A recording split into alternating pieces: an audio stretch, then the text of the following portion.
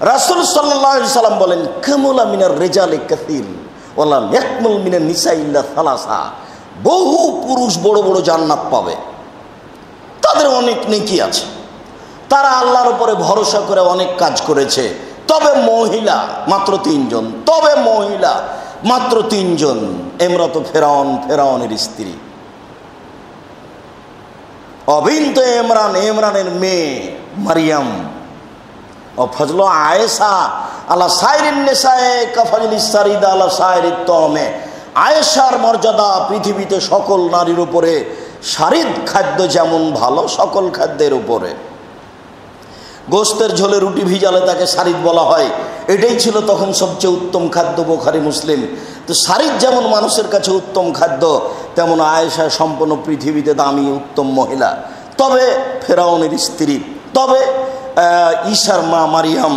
রাসূল সাল্লাল্লাহু আলাইহি সাল্লাম এদের সিরিয়াল দিলেন যে এদের জন্য বড় বড় জান্নাত, দামি দামি জান্নাত রয়েছে।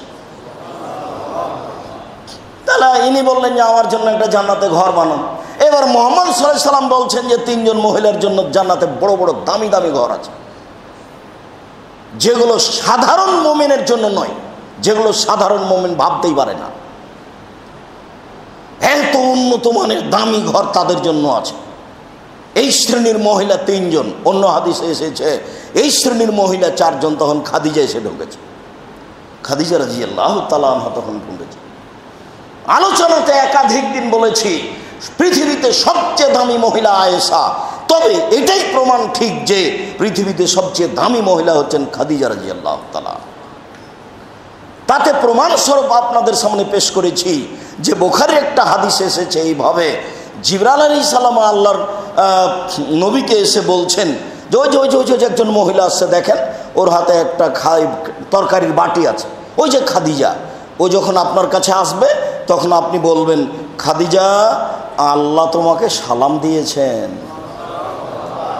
খাদিজা জিবরাইল তোমাকে সালাম দিয়েছেন, খাদিজা তোমার জন্য জান্নাতে একটা ঘর বানানো হয়েছে হীরা মুক্তা মাণিক্য দিয়ে, যেখানে কোনো হইচই নেই। বুখারী মুসলিম। এই কথাগুলি একটানা জিবরাইল আমাদের নবীকে বললেন। আর যখন আয়েশা রাদিয়াল্লাহু তাআলা আনহাকে বললেন, তখন আল্লাহ রাসূল বলছেন, আয়েশা জিবরাইল তোমাকে সালাম দিল। তখন আয়েশা বলছেন, ওয়া আলাইকা ওয়া আলাইহিস সালাম। আপনি তো দেখতে পান, আমি তো দেখতে পাই না, কোথায় জিবরাইল? অথচ 3 জন এক বিছানে, এক খাট চৌকির উপরে 3 জন। যেখানে আছেন জিবরাইল, যেখানে আছেন মুহাম্মদ সাল্লাল্লাহু আলাইহি সাল্লাম, যেখানে আছেন আয়েশা রাদিয়াল্লাহু তাআলা, এক ল্যাপের নিচে 3 জন। কিন্তু আয়েশা রাদিয়াল্লাহু তাআলা জিবরাইলকে দেখতে পাচ্ছেন না। তখন তিনি বলছেন, হ্যাঁ আপনি তো দেখতে পান জিবরাইলকে, আমি তো দেখতে পাই না, আমিও সালাম দিলাম। তখন আল্লাহ রাসূল বললেন না যে খাদিজা তোমাকে আল্লাহ সালাম দিয়েছে, তখন বললেন আয়েশা তোমাকে আল্লাহ সালাম দিয়েছে, এই কথা বললেন না। বললেন যে আয়েশা তোমাকে জিবরাইল সালাম দিয়েছে। আর আগের বারে বললেন যে খাদিজা তোমাকে আল্লাহ সালাম দিয়েছেন, জিবরাইল সালাম দিয়েছে। তাহলে দেখেন তো খাদিজার মর্যাদা কত উপরে। এবার খাদিজার মর্যাদা মানুষই হিসাব করতে পারবে না, ওটা কোথায় চলে গেছে। খাদিজা তোমাকে আল্লাহ সালাম দিয়েছে, তোমাকে জিবরাইল সালাম দিয়েছে, তোমার জন্য একটা জান্নাতে ঘর বানানো হয়েছে হীরা মুক্তা মাণিক্য দিয়ে, যেখানে কোনো হইচই নাই। বুখারী মুসলিম। একটা না এই কথাগুলি। এদেশে একটা বই পাওয়া যায়, আদর্শ নারী। বই পড়েন না মনে হয়, নাকি মন চায় না? পড়েন একটু। আমি তো আপনাদেরকে বলেছি, আল্লাহর কসম, আল্লাহর কসম, আল্লাহর কসম, আমি আমার জীবনে কোনোদিনও অপ্রয়োজনীয় বাক্য বলার চেষ্টা করি না।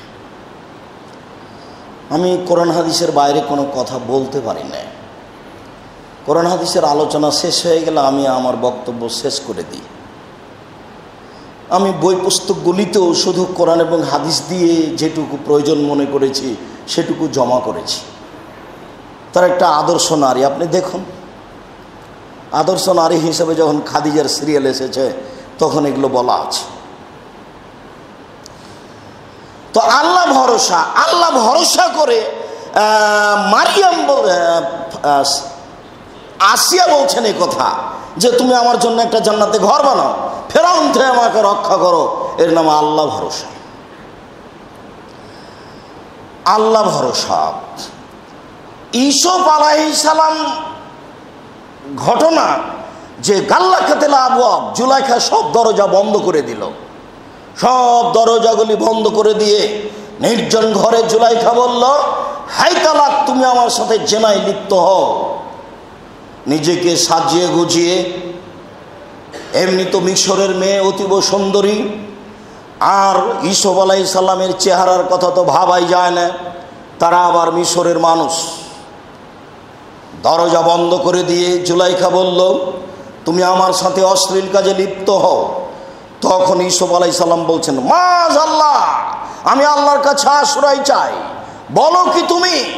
ইন্নাহু রাব্বি ওয়া আহসানা মাসাওয়া, তোমার স্বামী আমার প্রতিপালক, আমার মালিক। তোমার স্বামী আমার মালিক, সে আমাকে ভালো থাকতে দিয়েছে, ভালো আমাকে খেতে দিয়েছে। ইন্নাহু লা ইফলিহু যালিমিন, এমন কাজ করে যারা, তারা কখনো পরিত্রাণ পেতে পারে না। আমি সব এ অন্যায় করতে পারি না। তো যখন তাকে এরকম কঠিন মুহূর্তে অন্যায়ের ডাক দিল, তখন তিনি বলছেন, মাআযাল্লাহ, আমি আল্লাহর কাছে আশ্রয় চাই। আল্লাহ ভরসা। আল্লাহর কাছে আশ্রয় চেয়ে ওখান থেকে পালিয়ে যাব বলে তিনি বের হতে লাগলেন।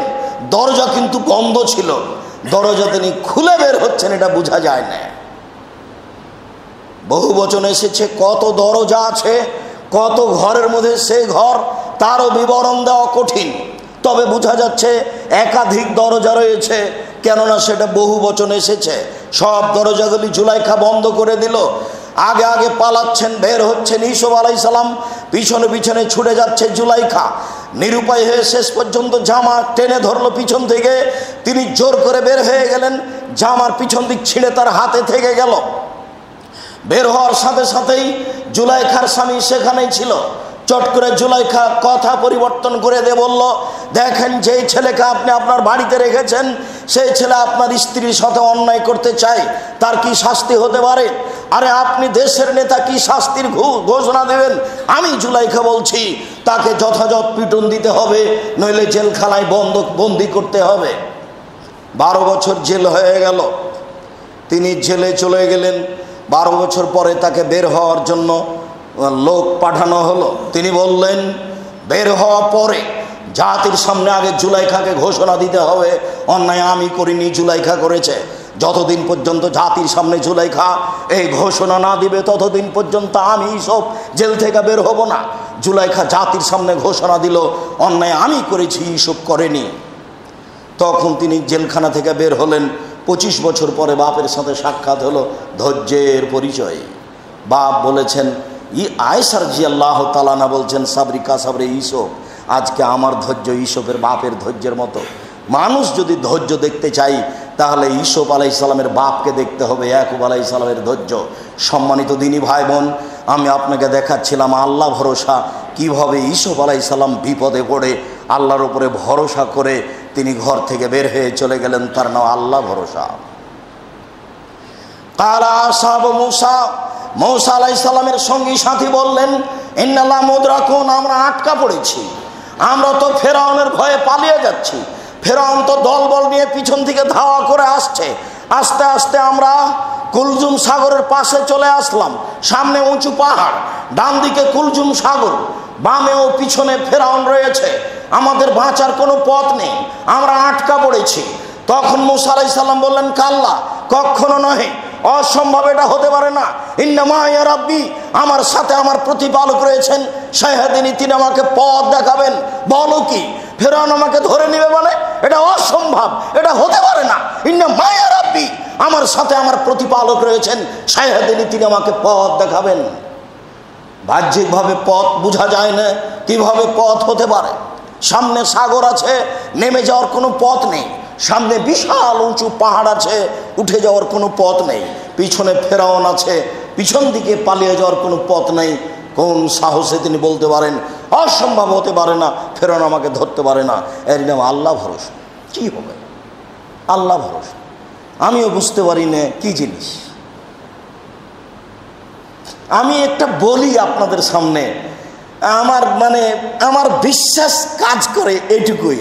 আমি একেবারেই সাধারণ মানুষ, আমি আমার বিশ্বাসের ভিত্তিতে বলি যে এখানে আমার হাতে টাকা নাই, এ কথাও সত্য, প্রতিষ্ঠান গড়বে এ কথাও সত্য, কিভাবে গড়বে তা আমি জানি না।